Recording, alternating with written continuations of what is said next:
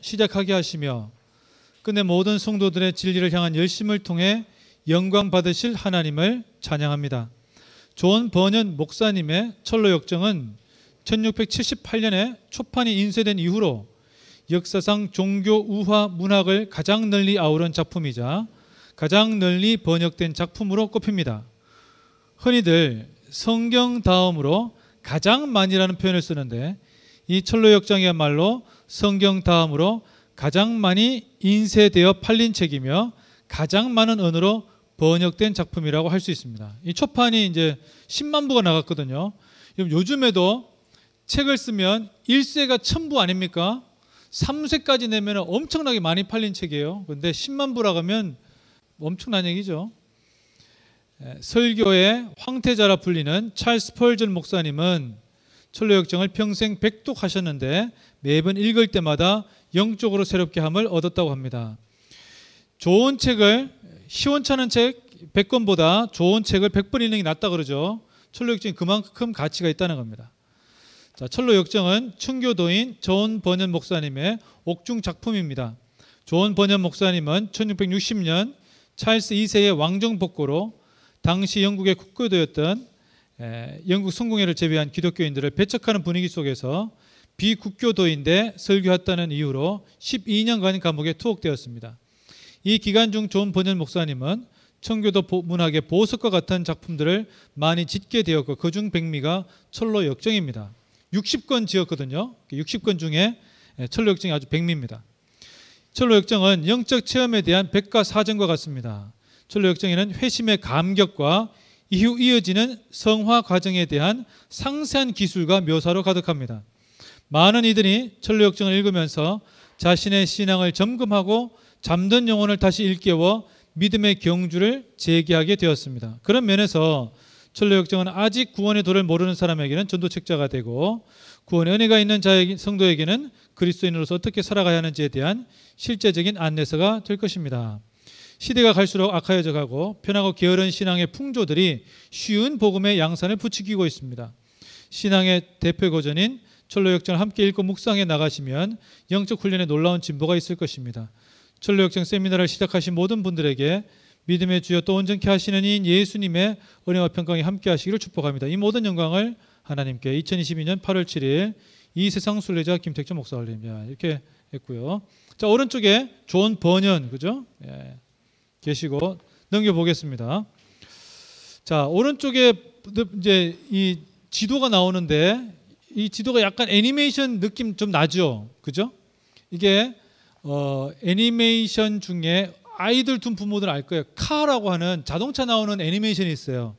그 중에서 카3, 카 3탄의 애니메이터가 철로 역정을 읽고 엄청 감동받아가지고 이 사람이 이거를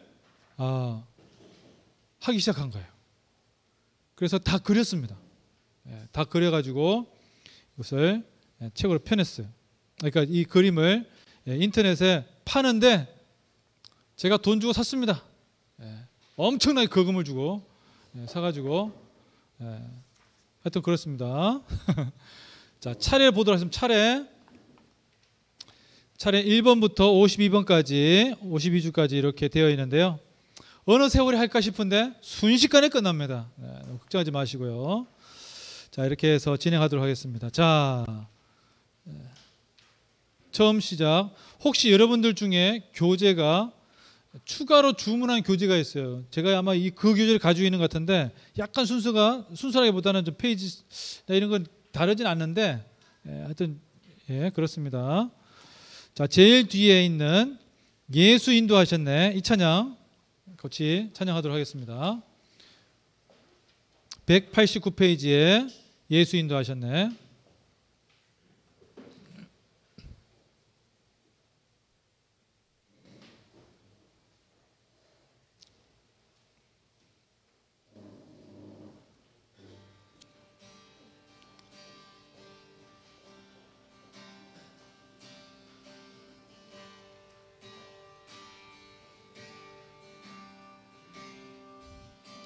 내 인생 여정 끝내어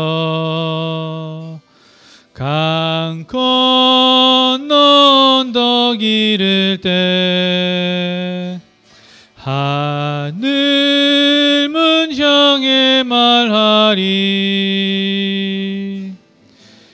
예수 인도하셨네. 매일 발걸음마다 예수 인도하셨네. 나의 무거운 죄 짐을 모두 벗고 하는 말 예수 인도하셨네. 이 가시밭길 인생을 허덕이면서 갈 때에 시험과 환난 많으나 예수 인도하셨네. 매일 발걸음마다 예수 인도하셨네.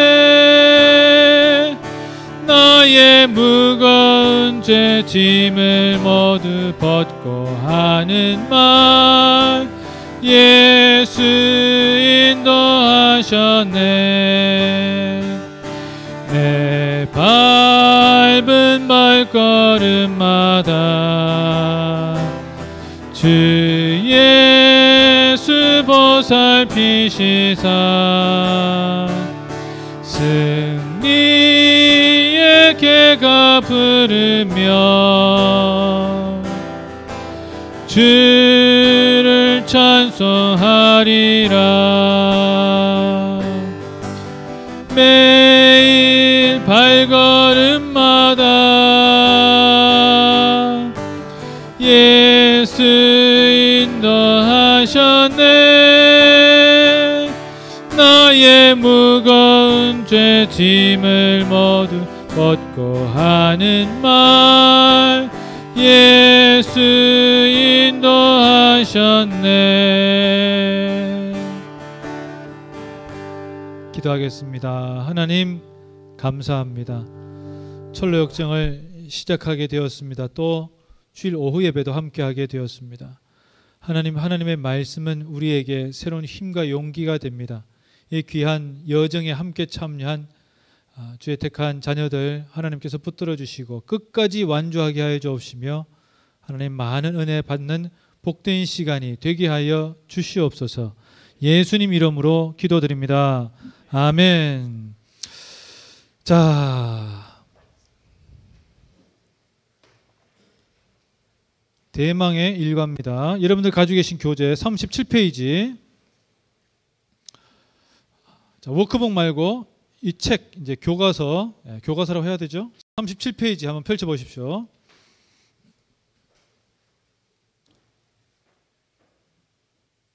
자, 1부가 나오죠, 그죠? 1부.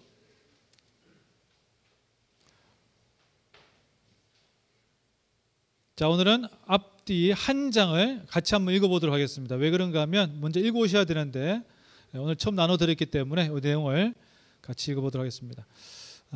제가 한번 읽어보고 다음에 또 성우를 좀 모시고 읽어보도록 하겠습니다. 저자의 수감과 꿈인데, 자, 이 철로 역정은 한 사람이 꿈을 꾸었는데 그 꿈에서 일어난 이야기를 다루고 있는 겁니다. 자, 보도록 하겠습니다. 세상의 황폐한 광야 지대를 두루 다니다가 어떤 곳에 이르니 거기에는 굴이 있었다. 나는 그 굴 안으로 들어가 잠을 자다가 꿈을 꾸었다. 꿈속에서 나는 한 남자를 보았는데 그는 남루한 옷을 걸치고 집에서 떨어진 어떤 장소에 서 있었다. 무거운 짐을 지고 손에는 책 한 권을 들고 있던 그는 이윽고 책을 펴서 읽기 시작했는데 읽어 내려가면서 그는 몸을 떨며 울고 있었다. 그러더니 마침내 더 이상 참을 수 없다는 듯한 슬픈 목소리로 어찌할까라고 울부짖었다. 곤경에 빠진 채 집으로 돌아간 그는 아내와 자식들이 그의 고민을 눈치채지 못하게 하려고 될 수 있는 대로 그의 감정을 억눌러 보았으나 근심이 점점 심해져서 더 이상 침묵을 지킬 수 없었다. 참다 못한 그는 마침내 아내와 자식들에게 자신의 고민을 털어놓기로 마음먹었다. 그는 이야기를 시작했다. 오 사랑하는 아내여, 그리고 귀한 내 아들들아, 너희들을 돌보아야 할 이 아빠는 등에 지워진 무거운 짐으로 인하여 몹시 고통스럽구나. 더구나 내가 확실히 들은 바로는 머지않아 우리가 사는 이 도시에 하늘로부터 큰 불이 쏟아져 내려와 도시가 온통 잿더미가 된다고 하더구나.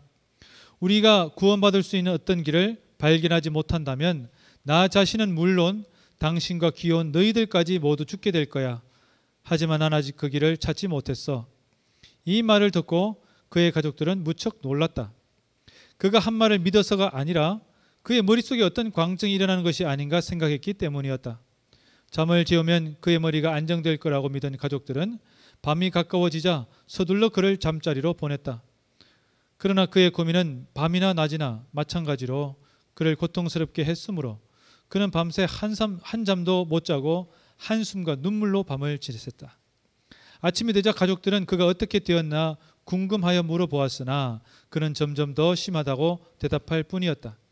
그가 다시 한번 가족들에게 이야기를 시작하자 가족들의 표정은 더욱 굳어지기 시작했다.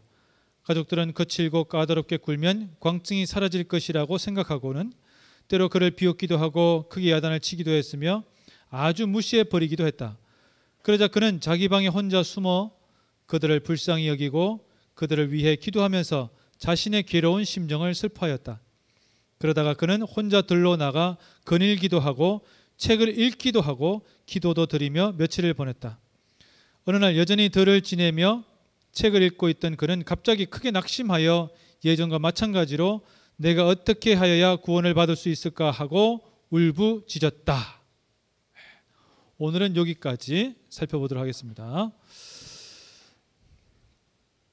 자, 1일차 영적으로 깨어나는 죄인인데요. 여러분들 가지고 계신 교재 이제 워크북을 펼쳐보십시오. 워크북 9페이지입니다. 네. 워크북 9페이지 영적으로 깨어나는 죄인. 자, 꿈속에서 나는 한 남자를 보았는데 그는 남루한 옷을 걸치고 집에서 떨어진 어떤 장소에 서 있었다. 자, 이 강의 전체 포맷은 어떤 건가 하면 책에 나와 있는 어떤 문장이 있어요. 그 문장에 대한 설명을 해드리는 겁니다. 그래서 여러분들 형광펜이나 펜 있으시면 책에다 밑줄을 그으세요. 예. 거기다가 1번이라고 동그라미 치시면 됩니다. 그러면 거기에 대한 설명이 나옵니다. 자, 꿈속에서 한 남자를 보았습니다. 자, 꿈속에서 본 남자, 구원받지 못한 영혼의 상태를 묘사하고 있는 거거든요. 구원받지 못한 영혼의 상태는 한 남자라고 되어 있어요. 한 남자, 이름이 없죠. 예. 좀 있다가 책을 아마 여러분들 읽어보시면 이 남자의 이름이 나와 있을 거예요. 근데 지금은 이름이 없어요. 이름이 없다는 것은 생명책에 이름이 없다는 얘기입니다.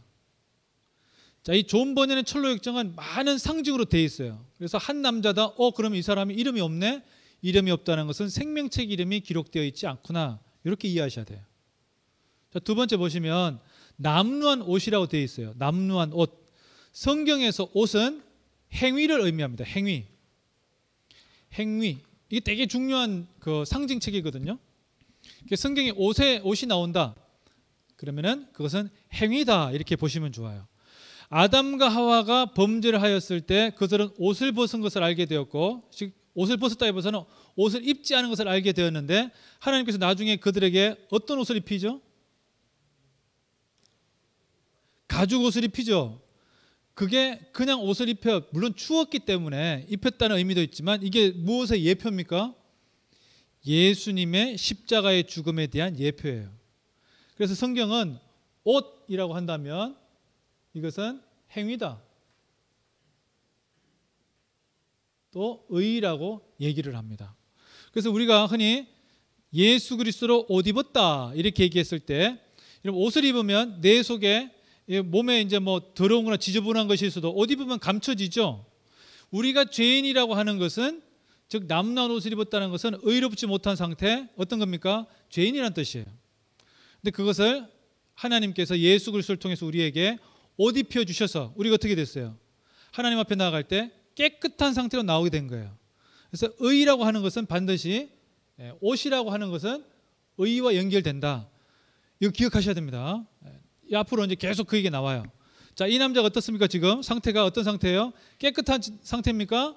깨끗하지 못하다. 남는 옷을 입었다. 돈이 없구나. 아니에요. 그게 아니고 이 사람은 지금 어떤 상태인가 하면은 의롭지 못한 상태다. 자, 이렇게 생각하셔야 됩니다. 남는 옷을 입었다고 하지만 실제로 이것은 가족들의 눈에 보기에는 어때요? 잘 몰라요. 자기만 아는 겁니다. 남는 옷을 입었다는 거. 여러분들도 지금 우리도 다 사람들 있지만 다들 옷이 깨끗하게 입었잖아요. 그런데 의롭지 못한 사람은 남는 옷을 입고 있는 것과 같다는 거예요. 겉으로는 깨끗한 것 같지만 속으로는 아니다 이거죠. 자, 이것을 드러내고 있는 표지가 되겠어요. 자, 성경의 요한일서 2장 15절인데요. 이걸 같이 한번 읽어보겠습니다. 시작. 이 세상이나 세상에 있는 것들을 사랑하지 말라. 누구든지 세상을 사랑하면 아버지의 사랑이 그 안에 있지 아니하다. 자, 영적으로 깨어나기 전에 세 번째, 자, 하나 빠진 게 있는데 이 남자가 자기 얼굴을 집에서부터 돌리고 있어요. 이 남자가 자기 얼굴을, 이게 책에는 정확하게 안 번역되어 있는데 자기 집으로부터 얼굴을 돌리고 있다. 영적으로 깨어나는데 어디로 가야 될지 모르는 상태라는 것입니다. 자, 그래서 자기의 집에서 얼굴을 돌리고 있다는 것은 죄된 삶에는 관심은 없지만 어디로 가야 될지 모르는 상태다. 이렇게 이해하시면 좋겠어요. 자, 또 넘어가 보겠습니다. 앞으로 이제 계속 나옵니다. 자, 무거운 짐을 지고 손에는 책 한 권을 들고 책을 펴서 읽기 시작했다. 자, 무거운 짐, 이거 뭐겠습니까? 무거운 짐. 무거운 짐은 이 사람의 죄의 무게예요. 죄의 무게인데, 자, 여러분들 워크북에 보시면 한 영혼이 자신의 죄를 깨닫게 되는 수단이 뭡니까? 그럼 죄를 깨달으려면 어떻게 해야 돼요? 하나님의 말씀을 읽어야 됩니다. 말씀이 나의 죄를 깨닫게 해요. 물론 옆에서 야, 당신 죄 그거야 이렇게 얘기하죠. 그거는 표면적인 겁니다. 당신 잘못했어. 거짓말했잖아. 어제 사고 쳤잖아. 이거는 죄의 결과예요. 근데 본질적인 죄에 대한 깨달음은 하나님의 말씀을 읽어야 된다는 겁니다.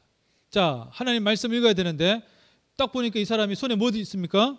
손에 책이 있죠. 이 책이 뭘 의미합니까? 이 책은 성경책이다라는 거예요. 성경책. 자, 그래서 여기에 중요한 기능이 나와 있습니다.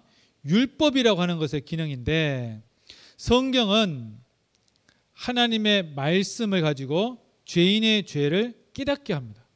그래서 성경을 읽게 되면 죄가 깨달아지는 거예요. 우리 이 대한민국의 기독교, 또 한국의 기독교의 가장 큰 특징 중에 하나인데, 너무 성도님들에게 일찍이 꿀만 얘기하고 있어요. 말씀이 꿀보다 단다 그러는데요. 아니요, 그 전에 하나 더 있습니다. 하나님의 말씀은 사람들의 마음을 찌릅니다. 마치 칼로 찌르듯이 찔러대는 거죠. 왜 찔러댑니까? 이 말씀이 나에게 나의 죄를 깨닫게 하는 거예요. 성령 충만이라고 했을 때, 여러분 성령 충만이라고 얘기하죠. 성령 충만의 특징이 뭡니까?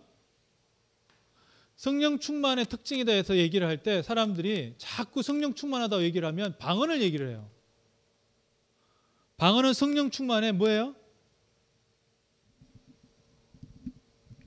방언은 성령 충만하고 어떤 관계가 있습니까? 다들 성령 충만 하는데, 방언은 하나님의 선물입니다. 성령 충만은 하나님의 선물하고 연관되어 있다기보다는 그것의 결과로 줄 수도 있고 안 줄 수도 있는 거예요. 근데 성령께서 우리에게 오시면 우리로 하여금 죄를 깨닫게 합니다. 성령 충만하다고 했을 때 그 사람은 자기 죄를 잘 알고 있는 사람이에요. 여러분들이 성령 충만하다 그러면 내 죄에 대해서 직시하고 있는 죄에 대한 민감성이 있는 사람이에요. 그것을 성령 충만하다고 합니다. 성령은 우리를 죄를 깨닫게 하고 그래서 하나님께로 우리를 인도합니다. 이게 성령이라고 하는 성령 하나님의 역할이에요. 이것을 우리가 한번 늘 떠올리실 때 성령 충만, 그럼 뭔가 파이팅하고 막 에너자이저 막 이렇게 생각하거든요. 그건 선물로 주신 것이죠. 근데 또 본질적인 것은 하나님께로 나오게 만든다는 거예요. 자, 그래서 하나님의 말씀을 펴서 읽기 시작하는데, 자, 한 영혼이 자신의 죄를 깨닫게 되는 수단, 그 남자의 손에 뭐가 있느냐? 성경이 있고 성령께서는 하나님의 말씀인 율법을 가지고 책망합니다. 그리고 그 사람의 심령에 죄가 있는 것을 알게 해요. 자, 여러분, 회개하고 새 사람이 되기 전에 성경의 역할입니다. 회개하고 새 사람이 되면 성경의 역할은 달라져요. 그러나 회개하고 새 사람 되기 전의 역할은 무엇인가 하면 죄를 깨닫게 한다는 거예요. 죄를 깨달아야지만 나는 이 죄 속에서 죽을 수밖에 없다는 것을 알게 되고, 그래서 어떻게 됩니까? 그럼 내가 죄를 어떻게 하면 해결할 수 있을 것인가에 대한 질문을 하게 되고, 죄를 어떻게 하면 해결할 수 있어요? 예수님께로 나와야 되겠죠. 그 절차와 관계 속에서 이 죄인의 심령에 죄가 있음을 알게 하는 것이 바로 이 성경의 역할이라는 겁니다. 자, 그래서 율법의 기능 두 가지입니다. 첫째는 죄를 드러내 보여주고 우리에게 그리스도를 가리키는 역할을 한다는 거예요. 이거 엄청 중요한 얘기입니다. 자, 여러분, 율법, 성경에 있는 십계명, 성경에 있는 지켜라라고 하는 수많은 율법들이 뭘 가리키고 있느냐? 우리 죄를 드러내 보여주고, 그래서 우리 죄를 드러내 보이면서 우리 스스로에 대해서 절망하게 합니다. 여러분들 중에 자기 자신에 대해서 절망해보지 않은 분이 계신가요? 어떤 일에 실패해서 절망한 게 아니고요. 아, 내가 왜 이렇게 살아가지? 나는 왜 이렇게밖에 안 되지? 라고 하는 자기 스스로에 대한 정말 짜증을 넘어서는 절망. 그래서 어떻게 됩니까? 내 스스로 착하게 해서는, 그렇게 노력해서는 될 수 없겠구나 라고 하면서 누구를? 예수 그리스도에게 복이 있음을 알게 된다는 거예요. 자, 이제 무거운 짐을 지고 손엔 책 한 권을 들고 있던 그가 책을 펴서 읽기 시작합니다. 자, 등에 지어진 짐, 자, 저렇게 짐이 있어요. 상징적인 겁니다. 저거 벗어버리면 되는 것 아니냐 그러는데 벗어질 수가 없어요. 그 얘기입니다. 등에 지어진 짐은 이 사람이 평생 지은 죄예요. 그래서 성령께서는 아까 말씀드렸던 것처럼 성경을 읽고 있는 이 남자에게 자기 자신이 지은 죄에 대해서 실제로는 죄인이라는 사실을 확신시키는 거예요. 성경을 읽어가면 읽어갈수록 믿지 않은 사람은, 즉 예수 그리스도의 은혜를 알지 못하는 사람은 계속 내 자신의 죄가 깨달아진다는 겁니다. 그죠? 그래서 스스로가 계속 울부짖을 수밖에 없다는 거죠. 시편 38편 4절입니다. 같이 한번 읽어보겠습니다. 시작. 내 죄악이 내 머리에 넘쳐서 무거운 짐 같으니 내가 감당할 수 없나이다. 자, 이 사람이 이렇게 등에 지어진 짐을 지고 말씀을 읽다 보니까 어떻게 됩니까? 더 이상 참을 수 없다는 목소리로 뭐라고 합니까? 어찌할꼬. 우리가 어찌할꼬. 성경에 나와 있는 얘기거든요. 자, 왜 어찌할꼬? 내가 어찌할꼬라고 울부짖는 이유는 어떻게 할 수밖에 없는 상황에서 어디에서 나를 구해줄 수 있을 것인가 라고 하는 구원에 대한 갈망이에요. 즉 성령의 역사로 자기가 죄를 깨달았는데, 이 죄에 대한 것은, 죄는 지으면 하나님이 심판하신다는 것을 또 깨닫게 되는 거예요. 성경을 읽으면 이 메커니즘이 들어오는 겁니다. 성경을 읽으면 하나님께서 내 죄에 대해서 심판하시는 분이다, 심판하시는 하나님에 대해서 절절하게 느끼게 돼요. 가만 안 둔다는 거예요. 괜찮아 라고 하지 않는다는 겁니다. 내 죄에 대해서 심판하시는 하나님을 깨닫게 된다는 거예요. 그러니까 어떻게 해요? 내가 어찌할꼬? 내 스스로를 어떻게 구원할 수 있을 것인가? 내 스스로 구원이 안 되니까 그럼 어떻게 해야 될까? 방도를 모르는 거죠. 방법을 모르기 때문에 막 어쩔 줄 몰라 하는 거예요. 이것이 내가 무엇을 해야 합니까? 라고 하는 울부짖는 이유예요. 자, 사도행전 2장 37절 같이 한번 읽어보겠습니다. 시작. 그들이 이 말을 듣고 마음에 찔려 베드로와 다른 사도들에게 물어 이르되 형제들아 우리가 어찌할꼬 하거늘. 밑에 읽어보겠습니다. 이르되 주 예수를 믿으라 그리하면 너와 내 집이 구원을 받으리라 하고. 자, 고린도후서 7장 9절입니다. 내가 지금 기뻐함은 너희로 근심하게 한 까닭이 아니요 도리어 너희가 근심함으로 회개함에 이른 까닭이라. 너희가 하나님의 뜻대로 근심하게 된 것은 우리에게서 아무 해도 받지 않게 하려 함이라. 아멘. 자, 그래서 성경을 읽어야 됩니다. 성경 읽으면서 영적인 상태를 알게 되고, 거듭나기 위해서는 거듭남의 수단으로 뭘 주셨다고요? 하나님의 말씀을 주셨습니다. 세 번째를 유심하게 보십시오. 기적이나 또는 꿈꾸는 걸 통해서는 하나님의 은혜를 체험해서 거듭날 수가 없어요. 사람들이 자꾸 희한한 거 보고 싶어 하거든요. 기적 현상이나 또는 꿈꾸는 거, 막 누가 막 꿈에 막 수염 길게 기른 사람이 나타나가지고 똑바로 살아 이러면 회개해야 되겠구나. 일시적이에요. 중요한 것은 이것을 통해서 놀랄 수 있어요. 깜짝 놀라서 어떻게 해야 되지 막 부들부들 떨 수 있어. 근데 꿈꾸는 거 여러분 며칠 가세요? 통상은 바로 잊어먹죠. 이틀 이상 가는 꿈이 없어요. 효력이 길지 않습니다. 왜? 죄에 대해서 정확하게 지적하는 것은 하나님의 말씀이기 때문에 그래요. 하나님의 말씀이 아니고서는 죄를 깨달을 수가 없습니다. 깊게. 자, 2편 보도록 하겠습니다. 좋습니다. 자, 질문 혹시 있으십니까? 끝나고 나면 하겠습니다. 자, 넘겨주세요. 자, 우리가 읽어봤죠? 공경에 빠져서 이제 집에 갔어요. 근데 이 가족들 눈치 안 채려고 막 감정을 억눌려 봤는데 이게 도저히 안 되는 거예요. 왜? 자기는 지금 어떤 상황입니까? 성령 하나님께서 이 사람을 성경을 읽게 하심으로 죄를 어떻게 해요? 깨닫게 하시고 짓눌러 버리는 거예요. 짓눌러 버리는 거예요. 그러니까 꼼짝 못하고 죽겠는 거예요. 이걸 빨리 해결해야 되는데 이 사람은 이것을 알게 된 거예요. 즉 자기 죄를 깨닫게 된 거예요. 근데 가족들은 이해를 못해. 아니 그건 뭘 이렇게 고민하느냐는 거예요. 들어보면 헛소리 같아. 여러분들이 아무리 죄에 대해서 영적인 문제에 대해서 고민하지만 모르는 사람이 들어보면 야, 참 한가한 소리 하고 있다. 아니, 먹고 살기도 힘든데 뭐 그런 고민하고 있어 라고 얘기할 수가 있다는 거예요. 자, 한 남자의 괴로움이 더욱 심해지는 이유는 죄의 각성이 깊어져서 그래요. 각성이 뭡니까? 깨어난다는 거죠.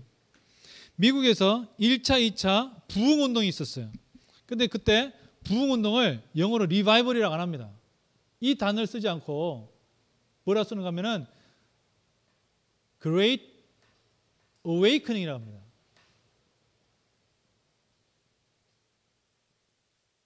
대각성이라는 거예요. 이게 뭔 얘기인가 하면 부흥은 안 믿는 사람들이 믿는 경우가 많아요. 그런데 대각성은 무엇인가 하면 그냥 교회에 그다 그렇게 살아갔던 사람들이 성령의 역사하심 속에서 각성하게 되는 거예요. 야, 이렇게 살면 안 되지. 갑자기 정신 번쩍 차리게 되는 거예요. 성령의 역사가 일어나서 그가 다시금 새롭게 되는 거예요. 이것을 주의 손이 나를 누르는 것 같고 상한 갈대와 꺼져가는 심지처럼 자기 자신에 대해서 절망하게 되는 거예요. 여러분, 자신감이 있다고 하는 사람들은 절대로 회개하지 않습니다. 성령 안에서 자신감이 있는 것하고 그냥 자신감이 있는 것하고는 차이가 있어요. 열정이 있고 희망이 있고 겉으로 보기에는 대단한 것처럼 보이지만 그 속에는, 왜 자꾸 넘어가지? 그 속에는 다른 것들이 들어가 있다는 거예요. 상한 갈대와 꺼져가는 심지의 상처를 주님께서 만드십니다. 내가 세상에 대해서 낙담할 뿐만 아니라 내 자신에 대해서 절망해. 다른 사람들은 나의 성공과 나의 이룬 것에 대해서 대단한 것처럼 느껴지게 되지만 실제로는 그 속에서는 뭐가 있어요? 엄청난 절망이 있다는 거예요. 여러분, 이 세상에서 연예인들, 흔히 얘기하는 무언가 성취한 사람들이 왜 그렇게 멘탈이 약한 겁니까? 알고 보면 아니 그 정도 성취했는데 뭐가 그렇게 아쉽고 스스로에 대해서 왜 이렇게 자존감이 낮은 거예요? 왜 댓글을 읽어보면서 자살하는 거예요? 멘탈의 문제라고요? 아니요. 자기 자신에 대해서 깊게 절망한 것이 성령의 역사하심으로 인한 절망이 아니라 그냥 상처받은 거야. 그럼 진정한 멘탈이 강해지는 방법은 바로 이것입니다. 상한 갈대와 꺼져가는 심지가 되는 것이에요. 그것은 내가 하는 것이 아니라 성령께서 그렇게 하신다는 거예요. 여러분 그렇게 이끄신다는 겁니다. 자, 그래서 가족들이 깜짝 놀라죠. 이 사람 어떤 광증 무슨 얘기입니까? 미쳤구나 생각한다는 거예요. 미쳤구나 생각을 하면서 가족이 남편한테 아빠하고 자기 남편, 그죠? 아빠이자 남편한테 일어난 일을 이해 못하는 것은 성령의 역사에 대해서 성령께서 이 사람들을 이끄시지 않고 있다. 이 사람들 나중에 옵니다. 유효한 역사라고 하는데 성령께서 하시는 역사. 자, 유효한 역사는 성령 역사하시면 두 가지로 나눌 수가 있어요. 성령 역사하시면 두 가지인데 하나는 성령의 부르심입니다. 자, 성령의 부르심이라고 그래요. 성령의 부르심은 첫 번째로는 일반적인 부르심이 있어요. 일반적 부르심은 뭔가 하면은 주 예수를 믿으십시오. 노방전도하거나 예수님 믿으세요. 전도할 때 그때 듣는 거예요. 일반적인 부르심. 모든 사람들한테 다 전해지는 겁니다. 여러분 지금 대한민국에서 예수 그리스도를 믿으십시오라는 얘기 안 들어본 사람이 있겠어요? 다 있습니다. 일반적인 부르심이에요. 그런데 신기하게도 다 들어도 다 회개하잖아요. 일반적인 부르심 말고 특별한 부르심 또는 효과적 부르심이라고 그래요. Effective calling이라고 합니다. 이것은 General calling.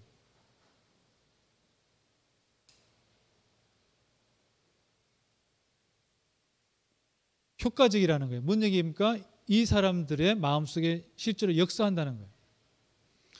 1940년대 호주의 시드니 대도시 한복판 귀퉁이에 한 남자가 이런 말을 늘 똑같은 말 하고 있었어요. 당신 오늘 천국에 갈 자신 있습니까? 예수님을 믿으십시오. 이 얘기만 했어요. 그거를 계속 두 문장만 계속 되풀이한 거예요. 사람들이 지나가다가 깜짝 놀라는 거죠. 뭐야 이거 하고 다 지나갔어요.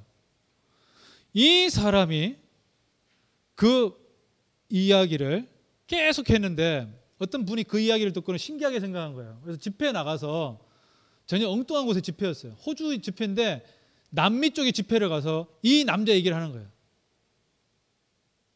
근데 그 집회에 있는 사람 중에 어떤 사람이 손을 번쩍 들더니만 나 그분 때문에 회개했다는 거예요. 공항에 가기 위해서 막 발걸음을 서두르는데 갑자기 그 사람이 뿔쩍 튀어나오면 당신 천국에 갈 자신 있어? 예수를 믿으시오. 그 얘기를 듣고는 자기가 뭐야 하고 갔는데 비행기 안에서 계속 그 말이 맴돌았던 거예요. 그래서 회개했다는 겁니다. 그 노인이었거든요. 실제로는 원래 해병 수병 출신이었는데 방탕에 살다가 예수를 믿게 됐어요. 너무 감사해서 자기 죽을 때까지 그 복음을 전했어요. 그런데 한 번도 그의 생전에는 내가 복음을 전해서 그 사람이 회개했다는 얘기를 들어본 적이 없어요. 이 사람이. 그래서 되게 낙담하면서 죽었다는 거예요. 그래서 놀랍게도 그 사람 때문에 회개한 사람이 수십만 명입니다. 특별한 역사가 있다는 거예요. 물론 지금처럼 또 가서 막 예수를 믿어라. 너는 다 죄인이야 너들 막 이렇게 하지 마십시오. 그거 말고 복음을 전하는 방식은 다른 게 있어요. 그러나 기본적으로는 당신 죽으면 어떻게 될 것인가에 대한 자신이 있습니까? 이 질문이에요. 영적인 현상을 그래서 이해할 수가 없어요. 남편이 방언하고 아내가 방언하고 또는 하나님 말씀을 읽고 하는 거 당신 너무 과하게 집중하는 것 아니야? 왜 갑자기 그러는 거야? 불안해하거든요. 왜 갑자기 당신 미쳤어? 이렇게 나오고 갑자기 주말에도 교회 가고 주중에도 교회 가고 왜 그러는 거야 대체? 왜 또 수예배 나가는 거야? 아무도 없던데 막 이렇게 하면서 자 밤이나 낮이나 마찬가지로 고통스러우는데 한 잠도 못 자는 거예요. 자 죄에 대한 하나님의 심판의 깨달음으로 무엇을 찾고 있어요? 이 사람은 지금 뭐죠? 죄의 용서를 어떻게 받을 수 있을 것인가? 이 고통은 죄의 용서함을 받기 전까지 계속 지속되는 거예요. 그래서 죄가 사라지게 되면 그때서야 이 고통이 없어지게 됩니다. 그런데 홀로 들여 나가죠. 책도 읽고 기도도 드리고 며칠을 보냅니다. 자, 죄의 지책을 밟고 있는 이 사람, 죄가 지금 막 짓누르고 있는 거죠.